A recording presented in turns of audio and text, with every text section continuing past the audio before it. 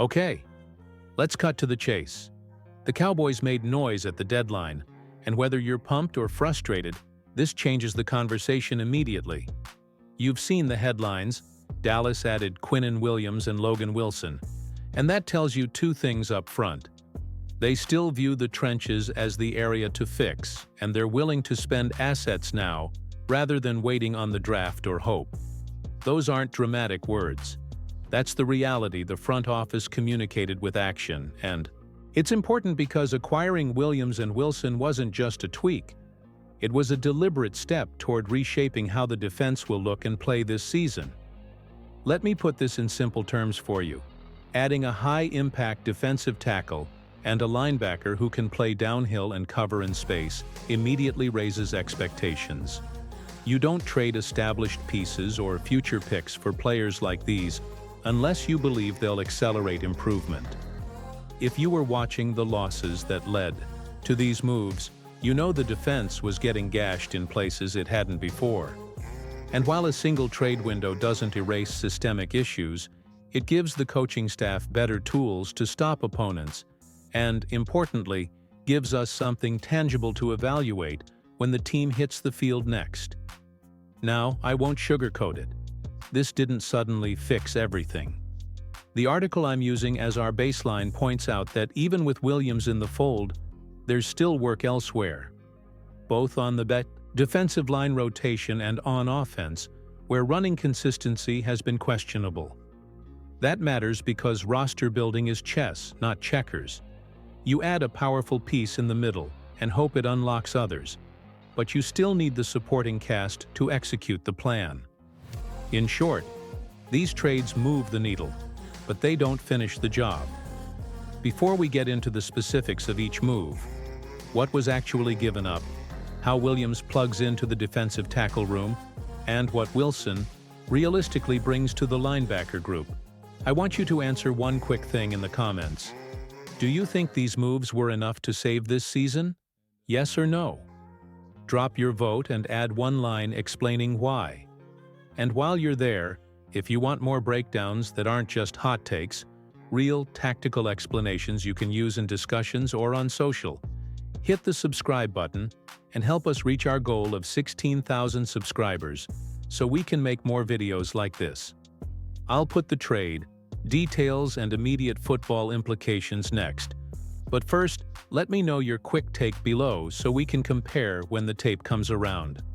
Let's get right into the details of this Quinnen Williams move, because this wasn't one of those bargain bin additions or a short-term plug for depth. No, the Cowboys went after a true difference-maker in the heart of the defensive line, and the cost reflects it. The front office sent real assets to get him, showing they're no longer content to just hope that a mid-round pick eventually turns into the kind of player who can dominate the trenches. They went out and acquired the real deal. That shift in urgency is something Cowboys fans have been begging for. You probably felt that same mix of excitement and nerves when the trade dropped, wondering what we gave up and whether the risk is worth the reward. That's exactly what we need to unpack right here. If you've been following this team long enough, you've seen the consequences of ignoring defensive tackle. For years, the Cowboys relied on athleticism at linebacker and the hope that penetration alone would disrupt the run. But against the more physical offenses that have punished Dallas in recent seasons, that formula has been exposed. What Quinnen Williams brings is not theory. It's not projection or speculation. It's proven ability to win one-on-one battles, collapse pockets, and make quarterbacks uncomfortable in ways our front has struggled to do consistently. And the psychological effect matters too. When you line up across a powerhouse tackle like Williams, you change how offenses call plays.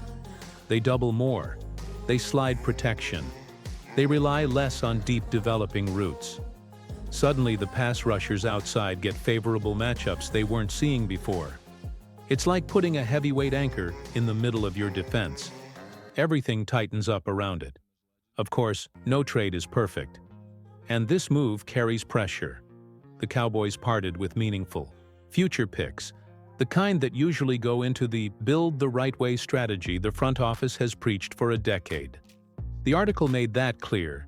This was not a move made from a comfortable position. This was a move driven by the recognition that the defense had to improve right now. And part of that urgency also comes from the current coaching staff, from Eberflus's defensive expectations to Schottenheimer's need to complement this defense with smarter offensive game management. You don't go this bold unless you believe your system can actually take advantage of a star like Williams. Now let's talk fit.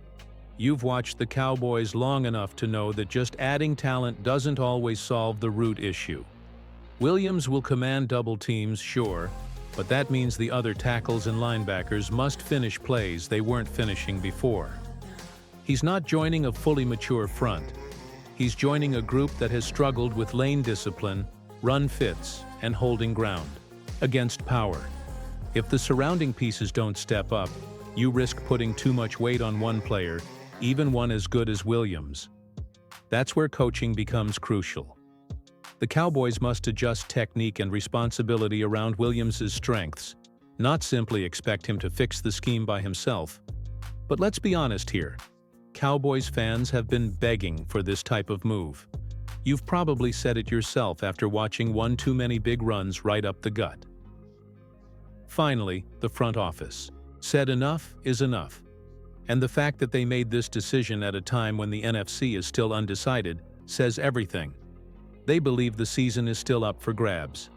They think this team can compete with the most physical clubs if the interior is firmed up. And now, starting this week, we get to judge whether that belief pays off. So here's my question to you, and I want you to answer it in the comments. Grade this trade: A, B, C, D, or F. Not just based on the player, because we all know Williams is elite, but grade the timing, the fit, and what the Cowboys surrendered to get him. How confident are you that this move helps Dallas win games that matter? And while you're down there leaving your grade, tap subscribe and ring that notification bell. We're pushing hard for 16,000 subscribers, and your support helps us reach more fans who want the real breakdowns, not just the rumors. Now let's talk about the second big addition: linebacker Logan Wilson.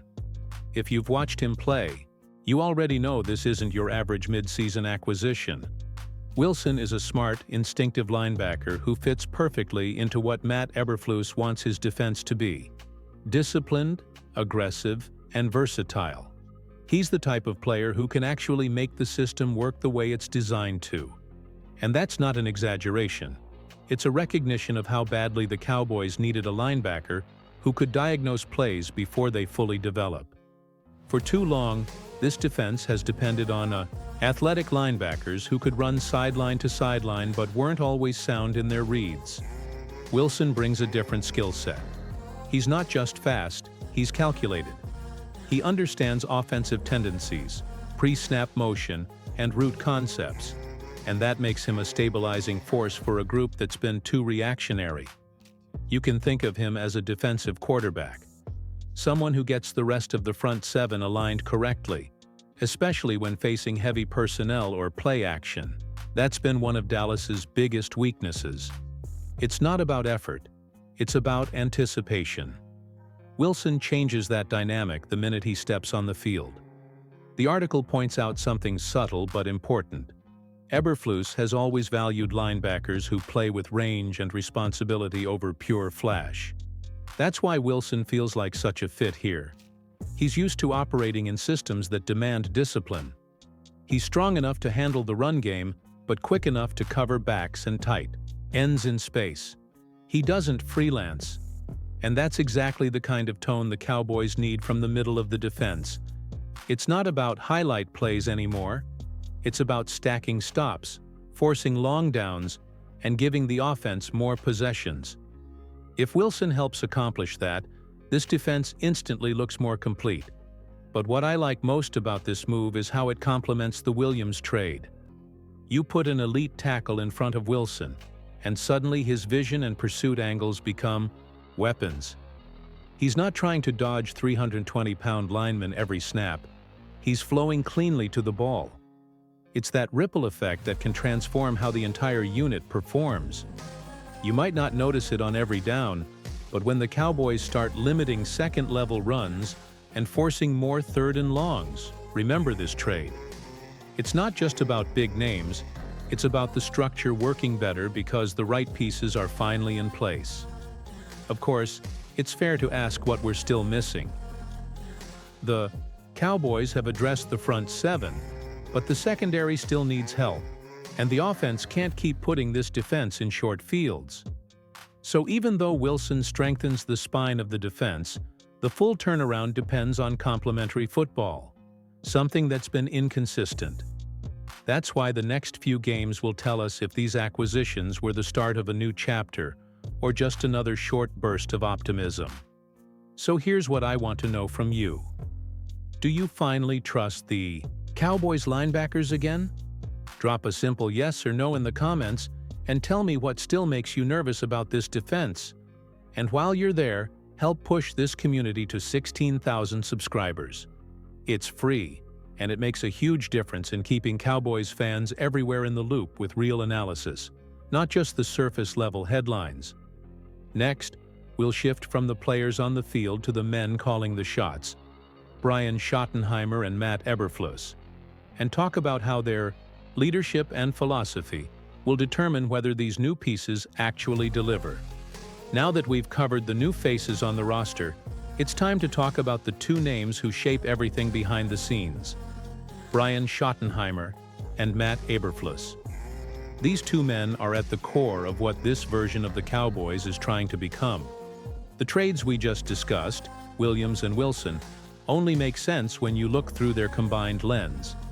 Because this isn't just about adding talent, it's about building a team that finally matches the coaching identity. Start with Eberflus. His defensive philosophy has always been built around hustle, discipline, and forcing takeaways. He wants sound tackling, aggressive pursuit, and coverage that doesn't rely solely on athleticism. In theory, that sounds great. But to actually execute that style, you need the right personnel. Big, physical linemen who occupy space, and linebackers who can handle gap integrity without needing constant help. Until now, Eberflus didn't have that combination in Dallas. That's why bringing in Quinnen Williams and Logan Wilson feels like the front office is finally giving him the building blocks he's been asking for. But Eberflus isn't operating in a vacuum. Brian Schottenheimer, on the offensive side, has his own battle, crafting a game plan that helps this defense instead of exposing it.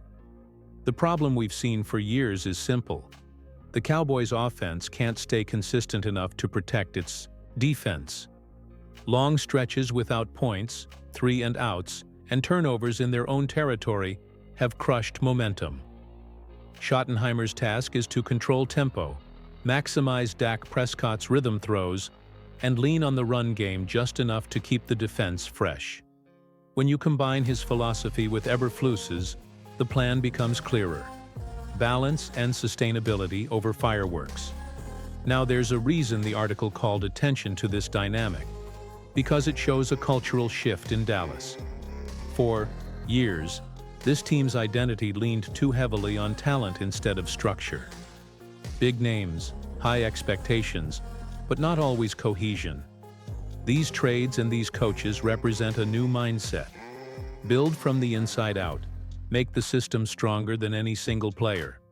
Whether or not it works will depend on patience, from ownership, from the locker room, and from fans like you. So let me ask you directly, would you stick with Eberflus if the defense shows gradual improvement? Or do you think the Cowboys should clean house if there isn't a fast turnaround? Drop your thoughts below. I want to see if fans are ready to buy into this long-term rebuild or if patience has already run out. And while you're there, hit that subscribe button. Every new subscriber helps us reach the 16,000 mark. And the bigger this community gets, the louder our voice becomes when talking Cowboys football. Up next, we'll close everything out with the most important part. What happens next? How these moves shape the immediate future, what still needs to be addressed, and whether Dallas finally looks ready to challenge for something bigger. So here we are, Cowboys fans. Looking ahead, trying to make sense of what these moves really mean for the rest of the season and beyond. The front office went all in with the trades for Quinnen Williams and Logan Wilson, and that signals one clear message. They're not waiting for the future anymore. They believe this roster, with the right tweaks and coaching adjustments, can compete now. That's not optimism. That's the calculated risk you take when you realize the NFC is still wide open, and you're just a few pieces away from being dangerous. In the short term, the most immediate impact will be felt on defense. With Williams commanding double teams, Micah Parsons and DeMarcus Lawrence should see cleaner rush lanes. That means more pressure, more mistakes forced from opposing quarterbacks, and potentially more turnovers, something Eberflus's entire philosophy depends on. Logan Wilson will be key in tightening the middle of the field, especially on third downs where Dallas has been inconsistent. Expect him to become the steadying voice in that huddle, directing traffic and getting everyone lined up faster. Those small details could mean the difference between another defensive collapse and a playoff run that actually feels sustainable.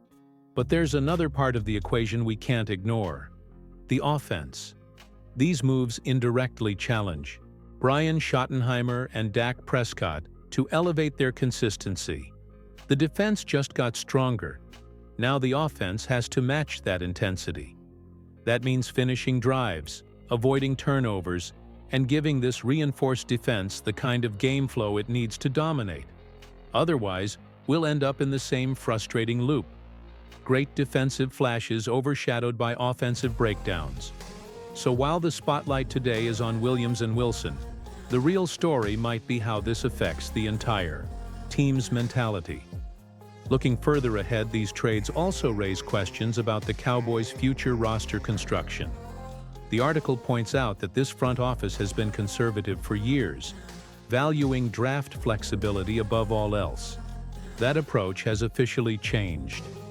If Williams and Wilson perform as expected, Dallas may keep leaning into aggressive roster building. And honestly, that's refreshing. Because let's face it, playing it safe hasn't brought a Lombardi back to Dallas. Taking calculated risks might finally be the formula this team has been missing. So as we move forward, here's what to watch. First, how quickly the defense gels with the new personnel. Second, whether Schottenheimer can find the right offensive rhythm to complement them. And third, maybe most important, whether this team starts to build a consistent identity, something that's been missing for years. If they can check those boxes, then this trade window could end up being remembered as the turning point of the season, maybe even the moment the Cowboys finally shifted from being talented to being complete. Now it's your turn. Which upcoming game do you think will be the real measuring stick for this new-look Cowboys team? Drop your answer in the comments.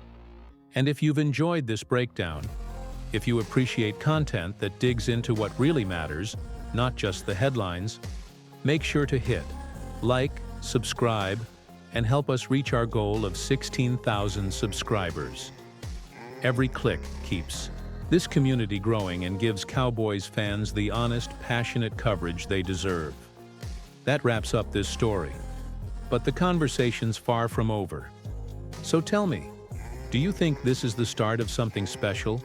Or are we setting ourselves up for another round of almost